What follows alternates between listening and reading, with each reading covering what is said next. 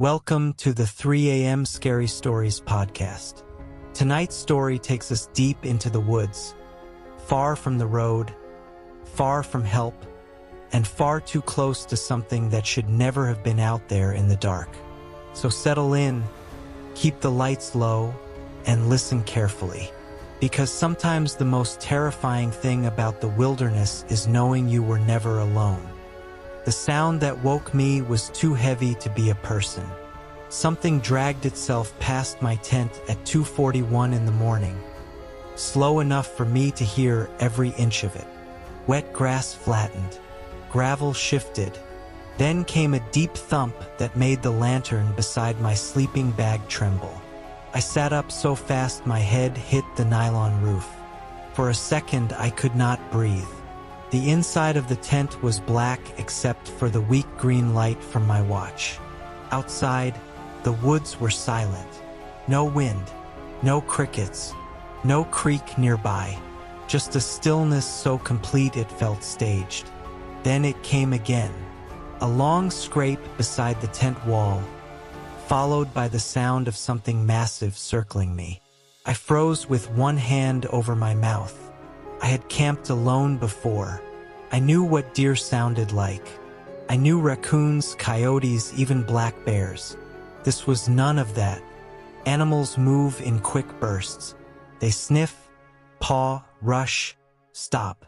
This thing moved like it was choosing where to place its weight.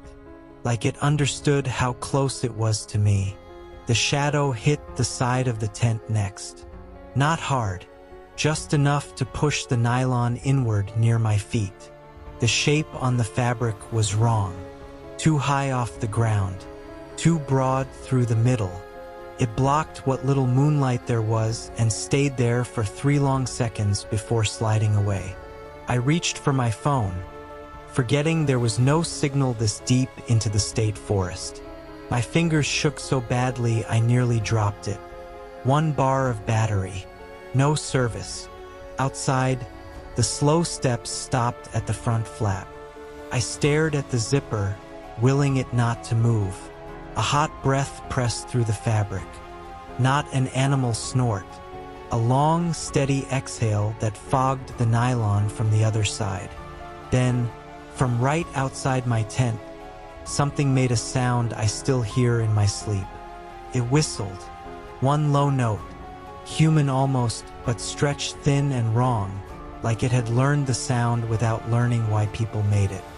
Then it tapped once against the pole by my head, as if letting me know it knew where I was. I had set up camp off an unmarked service trail near Black Run Creek, about 6 miles from the nearest road. It was supposed to be one quiet night before I hiked back out the next morning. I picked the site because it looked safe. Flat ground, a ring of stones from old campfires, trees thick enough to block the wind. By midnight, I regretted everything. The air had turned colder than the forecast said it would.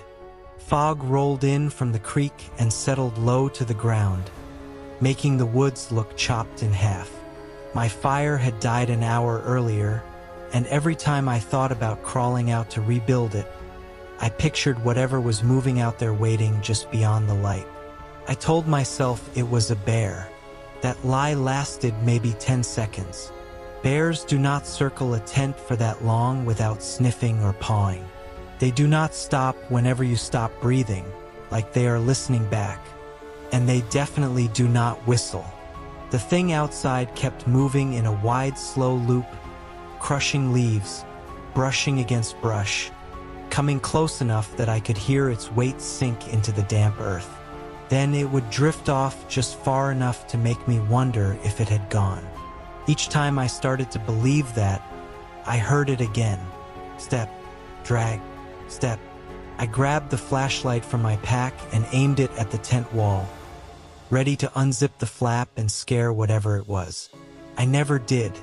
The light in my hand felt tiny, weak, more like an invitation than protection.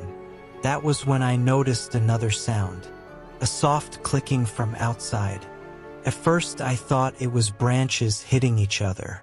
Then I realized it had rhythm. 3 clicks. A pause. 3 more, like nails tapping against teeth. I checked my watch again. 3:08 a.m. The second I lowered my wrist, something brushed across the top of the tent. Not stepped on it. Brushed, as if it was tall enough to drag part of itself over the roof while standing beside it. I stopped breathing. From my own voice recorder. I had used it earlier that night to leave myself trail notes. Distance, direction, camp location. I kept it clipped to my backpack outside the tent.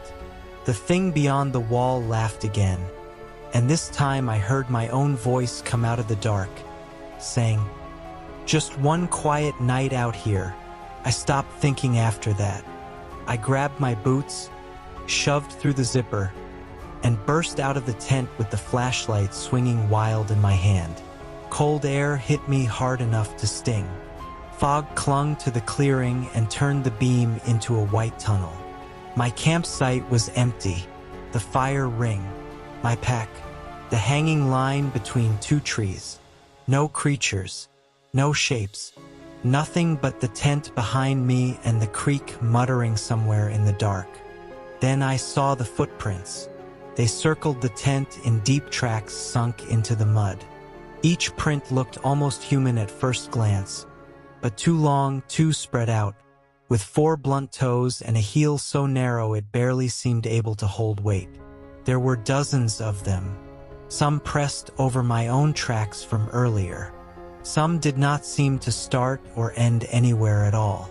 My recorder hung from the backpack strap, still swaying.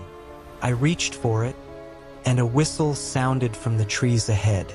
Then another behind me, then one to my left. I spun so fast the flashlight beam jumped through the trunks, and that was when I caught one in the light. It stood half behind a pine tree about 30 yards away. Tall is the wrong word. It was stretched. Its arms hung below its knees. The skin looked smooth and pale gray, like something that had never seen daylight. Its head was narrow and tilted slightly, with no visible hair. I could not make out the face clearly except for the mouth. The mouth was smiling, not wide, just enough to show that it understood what fear looked like. I backed toward the trail, but there was no trail anymore, only trees. The clearing seemed wrong somehow, larger than before, and the creek sounded farther away. The thing by the pine did not chase me. It only lifted one hand slowly and pressed a finger where its lips should have been. Quiet. Branches cracked behind me. I turned and saw the second one standing beside my tent. This one was bigger. His chest rose and fell like a man trying to breathe after running. Tied around one wrist was my orange trail ribbon, the same kind I had left along the path that afternoon so I would not get lost on the hike back. It had taken them all. It knew exactly how I planned to leave. I ran anyway.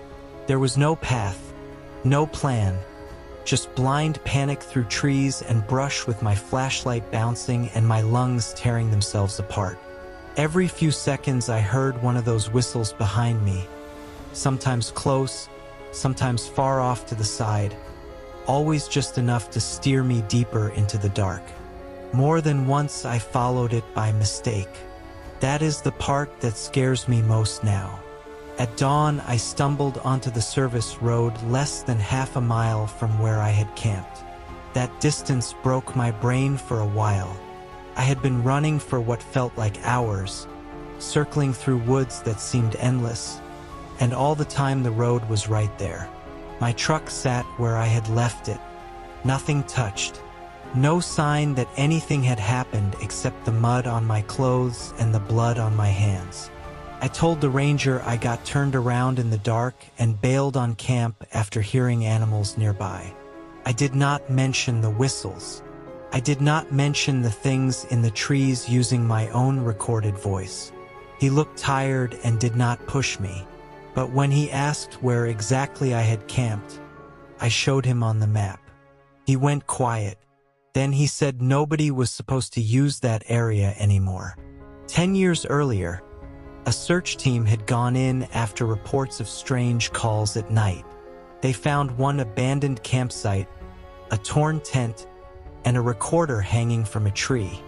The hiker who owned it was never found. According to the ranger, the recorder only held one thing: his own voice, repeating directions that led nowhere. I laughed when he told me that because I did not know what else to do. Then I asked if they ever recovered the orange trail markers from that search. He frowned and said the missing hiker did not use orange ribbon. He used blue. I left without saying anything else. When I unpacked at home, I found one last thing in the bottom of my bag: my voice recorder. I was sure I had left it clipped to the pack in the woods. The file on it was new, recorded at 3:17 a.m. It starts with me breathing inside the tent. Then the whistle.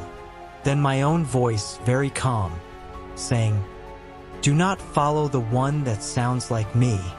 After that, something huge moves past the microphone, and another version of my voice answers from much farther away. You've been listening to the 3 a.m. Scary Stories podcast. If you want more eerie, unsettling, and unforgettable stories like this, consider subscribing so you don't miss the next one. Until next time, keep your doors locked, keep your eyes open, and try not to wake up at 3 a.m.